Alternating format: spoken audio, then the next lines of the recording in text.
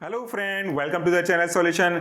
क्या कभी आपने सोचा है कि 3 से 4 रुपए में आने वाले ऐसे सैचेट किसी की लाइफ बचा सकते हैं, किसी की जान आराम से बचा सकते हैं अगर सही समय पे दे दिया गया तो। और थोड़ी सी लापरवाही कि इससे क्या ही होगा, इससे क्या कर लेंगे, ऐसा अगर सोच होगा तो आप बहुत डिले कर दे रहे हैं। आज हम बात करने वाले हैं बहुत साधारण लेकिन लाइफ बचाने वाली लाइफ सेविंग प्रोडक्ट की, और यह है आपका इलेक्ट्रल पाउडर ORS घोल, ORS सॉल्यूशन। ये क्या है, क्यों दिया जाता है, इसके क्या कॉन्स्टिट्यूएंट्स हैं और कैसे ये आपकी मदद करता है, इन सब के बारे में विस्तार से बात करेंगे। सब्जेक्ट को बहुत लाइटली मत लीजिएगा क्योंकि बहुत इंपॉर्टेंट है। जब हम बात करते हैं ORS का तो उसका पूरा फॉर्म क्या होता है? ORS का पूरा नाम होता है ओरल रिहाइड्रेशन सॉल्ट। इसके नाम में ही इसका पूरा काम छिपा हुआ है। और अगर आप मेरे हाथ में देखेंगे तो मैं इलेक्ट्रल पाउडर को आपको एक्सप्लेन कर रहा हूं। आप इमेज में भी इसी इलेक्ट्रल पाउडर को देख रहे हैं। ये कोई प्रमोशनल नहीं है भैया, ये तो जान बचाने वाला ड्यूटी है। आपको जो मर्जी आए, जिस ब्रांड का आप यूज करिए, कोई दिक्कत नहीं। बट मैं तो फिलहाल बचपन से इसी को यूज करता हूं जहां तक मेरी नॉलेज में है। और इसके आजकल तो फ्लेवर्स भी अलग अलग आने लग गए हैं। ये ऑरेंज फ्लेवर है, इसके कई सारे असॉर्टेड पैक्स आ जाते हैं, तो बच्चों के लिए भी बहुत इंपॉर्टेंट हो जाता है क्योंकि इसका स्वाद थोड़ा सा अच्छा नहीं था बच्चों के लिए। अब तो वो आराम से इसको पीने में तैयार हो जाएंगे। चलिए बात कर लेते हैं आज के वीडियो में कि ये ORS होता क्या है। तो जैसा मैंने आपको बताया, ORS का पूरा नाम होता है ओरल रिहाइड्रेशन सॉल्ट। अब इसका क्या मतलब है? ओरल। ओरल क्यों? क्योंकि इसे आप ओरली दोगे, इसको आप घोल बना करके दे रहे हो, कोई आईवी के थ्रू नहीं दे रहे।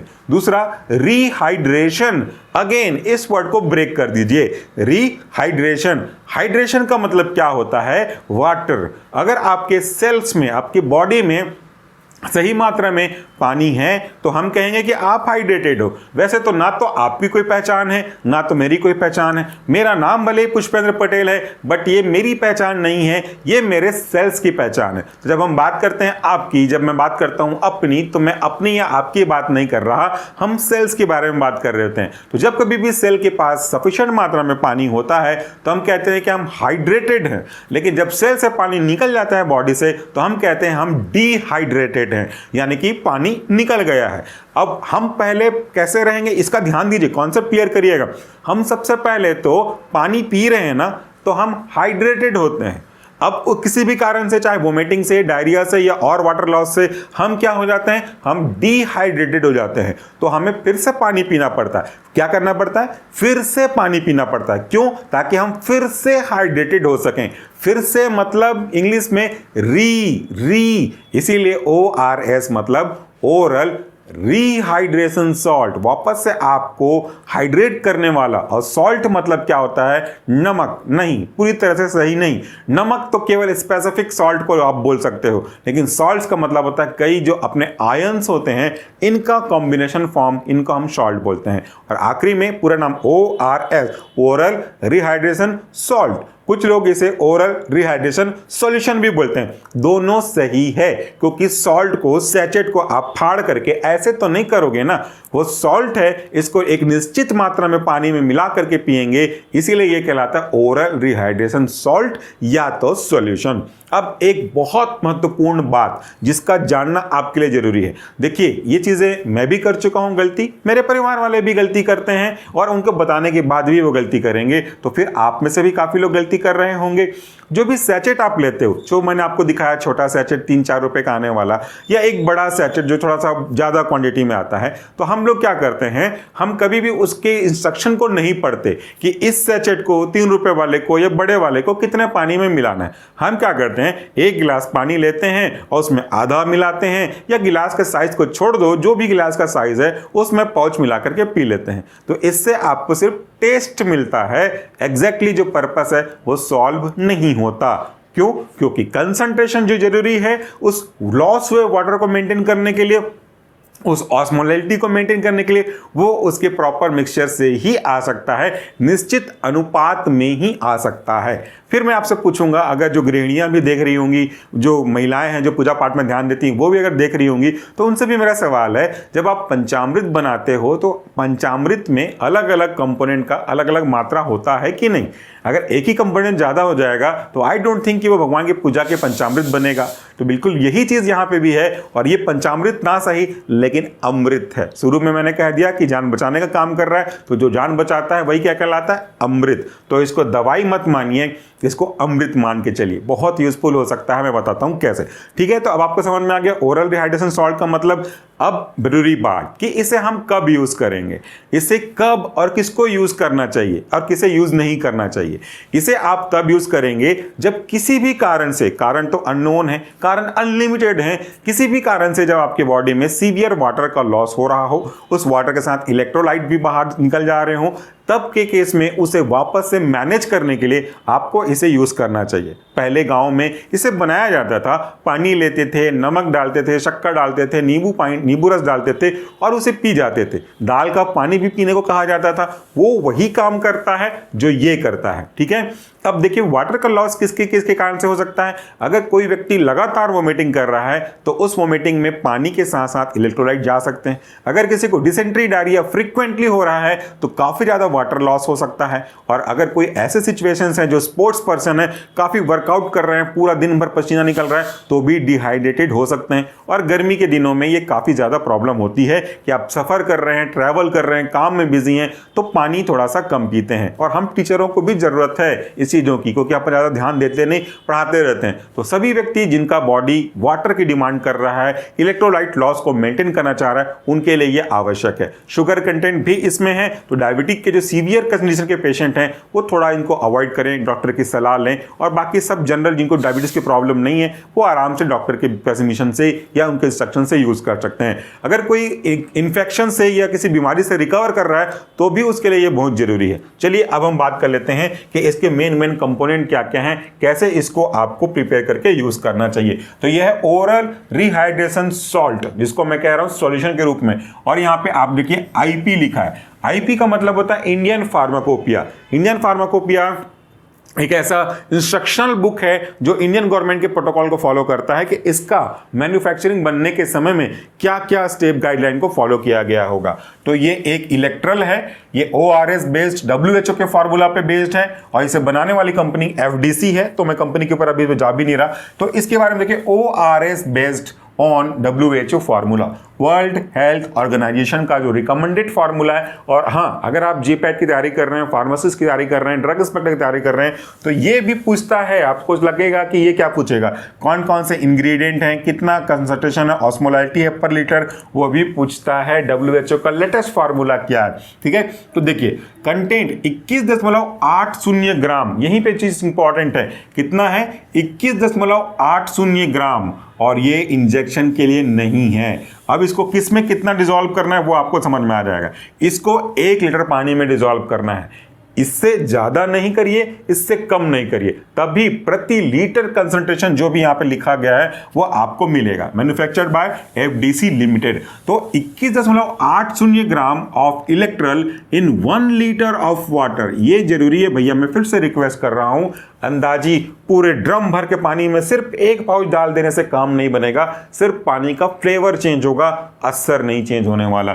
देखिए द फॉलोइंग कंसंट्रेशन, इलेक्ट्रोलाइट्स यहां पे रखे गए हैं और इसका प्रति मोल ऑस्मोलैरिटी प्रति लीटर यहां पे रखा गया है। सबसे पहले सोडियम 75, पोटेशियम 20, क्लोराइड 65, साइट्रेट 10 और डेक्सट्रोज 75। Total osmolarity 245। ये क्वेश्चन याद रखिए, टोटल ऑस्मोलैरिटी कितनी 245। ठीक है, कंपोजिशन यहाँ पे पूरा आपको लिखा गया है, मेंशन किया गया है। आप क्वांटिटी वाइज देखेंगे, ये ऑस्मोलैरिटी वाइज था। तो सोडियम क्लोराइड IP 2.60 ग्राम, पोटेशियम क्लोराइड IP 1.50 ग्राम, सोडियम साइट्रेट IP 2.90 ग्राम और डेक्सट्रोज एनहाइड्राइड IP 13.50 ग्राम और एक्सिपिएंट क्वांटिटी सफिशिएंट। अब एक चीज बता देता हूं, ये तो सारे आपके सॉल्ट्स हैं, ये है एक्सिपिएंट। एक्सिपिएंट आपको पता ही होगा, एक्सिपिएंट ऐसे सब्सटेंस होते हैं जिनकी खुद की कोई फार्माकोलॉजिकल यानी कि मेडिसिनल प्रॉपर्टी नहीं होती, वो केवल बल्क को बढ़ाने के लिए या किसी पर्पस को सॉल्व करने के लिए इनर्ट रूप से यूज किए जाते हैं, कोई मेडिकल प्रॉपर्टी इसके में नहीं होती। आप यहां पे देखिए इसका यूज कैसे करें, इंस्ट्रक्शन क्या दिया हुआ है। सबसे पहले मैं हर एक चीज को बताऊंगा क्योंकि है बहुत इंपॉर्टेंट, कॉमन लेकर के कॉमनली करते गलती देख लिया है मैंने। यहाँ पे देखिए डायरेक्शन फॉर यूज, 1 लीटर पानी लीजिए और सीधा सा 1 लीटर पानी में इस सैचेट को, जो कि ग्राम वाइज है, ये 1 लीटर पानी सभी तरह के पैकेट के लिए नहीं है। जो शुरू में आपको छोटा पैकेट दिखाया वो 1 लीटर पानी के लिए नहीं है, ये 21.80 ग्राम वाले पैकेट के लिए, ठीक है। उसके पीछे भी लिखा होगा छोटे वाले के में। याद देखिए, dissolve entire content of the sachet in 1 litre of drinking water, बस खत्म कहानी। अब उसको आप अपने हिसाब से धीरे धीरे पीते जाइए। Use only in recommended dilution, ये लाइन पढ़िए बेटा, use only in recommended dilution. नहीं, मेरे को टेस्ट चेंज करना है पानी का, तो 1 लीटर पानी की जगह मैं 5 लीटर पानी ले लेता हूं, 1 पैकेट डाल देता हूं, वो नहीं करना। एनी एक्स्ट्रा साल्ट और sugar added to be solution may be harmful. भैया देखो, ये चीज कौन पढ़ता है? अगर पढ़े हैं आप लोग तो प्लीज कमेंट बॉक्स में बता दीजिए, और नहीं पढ़े हैं तो भी बता दीजिए कि मैंने नहीं देखा था। इसके ऊपर और कोई जो सॉल्ट है उनको डालना नुकसानदायक हो सकता है। क्यों नुकसानदायक हो सकता है?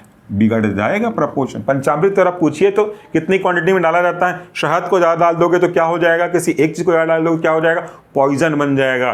ये लिखा है किताबों में पंचामृत के बारे में भी, तो ये एक प्रॉब्लम है। Dose, daily dose should be equivalent to patient fluid requirement for maintenance and replacement of the loss. जितना फ्लूइड लॉस होता है उसके रेस्पेक्ट में ये आवश्यक है, डॉक्टर बता देता है। इंडिकेशन, कब कब आप इसे यूज कर सकते हैं? For the replacement of fluid and electrolyte and maintenance of the hydration in case of diarrhoea, मतलब बहुत ज्यादा वाटरी लॉस हो रहा होगा स्टूल का, उसमें आप यूज करेंगे। Diarrhoea, vomiting and other condition where there is loss of water and electrolyte, ठीक है। Oppose the renal function, severe condition of diarrhea और other critical fluid loss may need supplementation। तो केवल आप अपने घरेलू उपाय करने के लिए इसको यूज मत करिए, लेकिन इसके साथ साथ डॉक्टर की प्रॉपर सलाह भी लीजिएगा, ठीक है। तो ये आपका क्लियर हो गया। अब यहाँ पे फंक्शन देख लेते हैं कि जो अलग अलग इलेक्ट्रोलाइट यूज किए गए हैं ना, उनका क्या फंक्शन है, क्यों यही यूज किए गए, क्यों कोई दूसरा चीज यूज नहीं किया गया। इसके पीछे कारण है। वो कारण क्या है? Replacement, replacement, replacement. जो चीज लॉस हो रही है, उसका फंक्शन लॉस हो रहा होगा, उसको दे रहे हो, वो वापस से रिस्टोर कर रहा होगा। देखो ये चीजें तो हमने पहले ही देख लिया ना, तो इनको क्वांटिटी को देखने की जरूरत नहीं है। हम बस बात करेंगे उनके यूज की और उनके बॉडी में क्या बेनिफिट है उसकी। सबसे पहला है हमारा सोडियम क्लोराइड। ये देखिए क्या रोल है और क्या यूज है। Source of sodium, sodium chloride यानी कि NaCl, ठीक है। जब ये ब्रेक होगा तो किस में बन जाएगा? ये Na++Cl- में बदल जाएगा। तो ये हमारे बॉडी में बहुत जरूरी है, अपने ब्लड वेसल्स के इंटीग्रिटी के पॉइंट ऑफ व्यू से भी और बाकी फंक्शन को पूरा करने के पॉइंट ऑफ व्यू से भी ये इंपॉर्टेंट है, ठीक है। तो source of sodium and chloride क्या है, इसका बेनिफिट बॉडी में अगर हम लेते हैं तो replace the sodium and chloride. किसको? सोडियम एंड क्लोराइड को, जो कि डायरिया वोमिटिंग में लॉस हो गया था। सोडियम क्या करता है? मैसेज को कन्वे करने का काम करता है, बहुत इंपॉर्टेंट है नर्व के ट्रांसमिशन में। अगर आपके पैर में कोई चीज फील हो रहा है तो वो पूरा पैर से ऊपर उठ के आ रहा है, जस्ट बिकॉज ऑफ सोडियम, क्योंकि एक्शन पोटेंशियल चालू करने के लिए ये बहुत इंपॉर्टेंट है, डीप पोलराइजेशन करने के लिए काफी इंपॉर्टेंट है। एंड सो ऑन क्लोराइड, ये भी मूवमेंट ऑफ मदद करता है, आयंस के मूवमेंट के लिए रिस्पॉन्सिबल है। तो दोनों उसको मेंटेन करते हैं, इंटीग्रिटी को मेंटेन करते हैं। ब्लड प्रेशर को भी मेंटेन करने के लिए सोडियम बहुत इंपॉर्टेंट होता है। एंटी हाइपरटेंसिव ड्रग में मैंने आपको पूरा समझाया था, ठीक है। उसके बाद देखिए help maintain fluid balance and nerve and muscle function. सभी चीजों में, नर्व में भी, मसल्स में भी, बॉडी में भी, वेसल्स में भी, सब जगह सोडियम क्लोराइड मदद करता है। तो उसके लॉस को मैनेज करने के लिए इसमें NaCl डाला गया है। दूसरा है पोटेशियम क्लोराइड, ये भी सॉल्ट ही है। देखिए source of potassium and chloride, ये तो ठीक ही है।